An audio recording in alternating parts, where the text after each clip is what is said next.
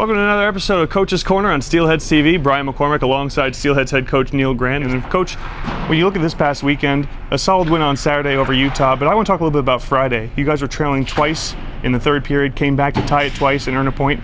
Teams in this league, when you're losing after 2 periods, it's really hard to get points. What do you think about your team's effort to salvage points this weekend and take 3 out of 4? Statistically, yeah, if you look at it, it's definitely not in your favor trailing after 2. But we don't rely on statistics. It's our team. There's a lot of heart in that room, a lot of character, and we don't stop playing till the final buzzer. And I was impressed. It was exactly that. Guys played right down to the last minute, and that's when we got our game-tying goal with about 56 seconds left in the game.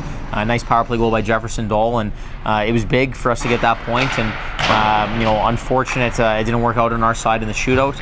But at the end of the day, it showed a lot of character and resiliency coming back. 2 segments from that answer you just gave. First of all, your power play came up big for you. Second of all, you were able to score late in the game to tie it. Now, your power play had some rough patches in February, but it came up big this past week, both in Tulsa and against Utah. We focus so much on statistics sometimes.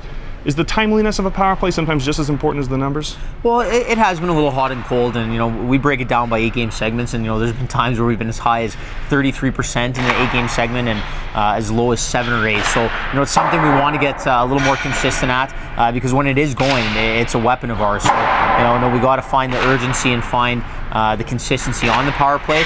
But that being said, it has come up in some timely situations, which, at the end of the day, are the most important. One unit that contributed big on the power play and overall, even 5-on-5, Joe Basaraba with Andre Morissette and Carson McMillan. That was a very hot line throughout February. Morissette and Basaraba both 11 points in February. For Carson McMillan, 10 goals in his last 15 games. Why the 3 of them together and individually, why have they been so effective of late? Yeah, they played well. They're 3 big bodies. They all skate well. They seem to find some chemistry, and at the end of the day, they big bodies getting first on pucks and getting into the net, and they've been rewarded for it.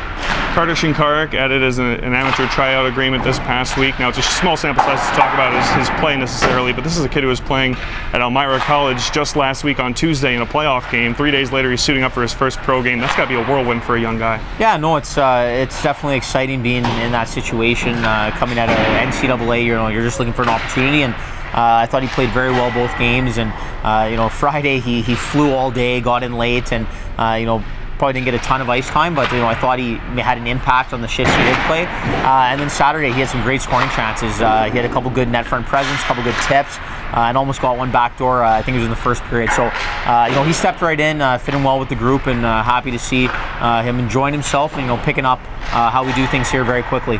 Face the Alaska Aces this week. You're 5-4 against them this season. They're a team that's scrappy. They battle you hard. What is it about them in particular that you have to prepare for this week? Oh, they're a good hockey team. Like you said, there's no quit in them. They have some physical big bodies in their lineup that make it tough on you, and we're prepared. We're going to go over a few things again tomorrow as we move forward on game day. But no, they're a good hockey team, and we have to be ready to go from puck drop. Steelheads continuing a 5-game homestand. It's their longest consecutive string of home games this season. Continue. Good luck, Neil. Thanks for having me on. Thanks for joining us. We'll see you next week on another episode of Coach's Corner on Steelheads TV.